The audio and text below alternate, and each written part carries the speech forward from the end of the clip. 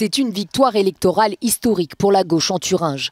Pour la première fois, le parti du Premier ministre Bodo Ramelow est devenu la force la plus puissante d'un État fédéral allemand.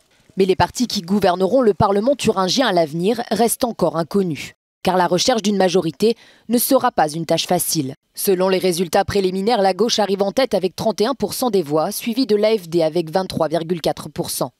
Le parti d'extrême droite autour de Björn Höcke devient ainsi la deuxième force dans la région.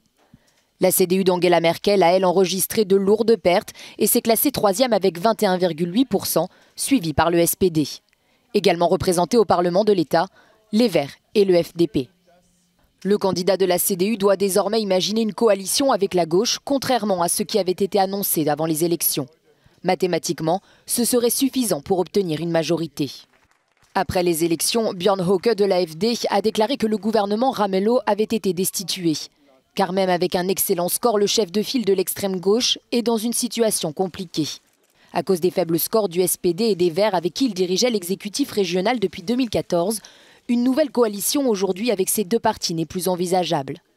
L'avenir de la scène politique dans cette région d'Allemagne reste pour l'heure encore bien incertain.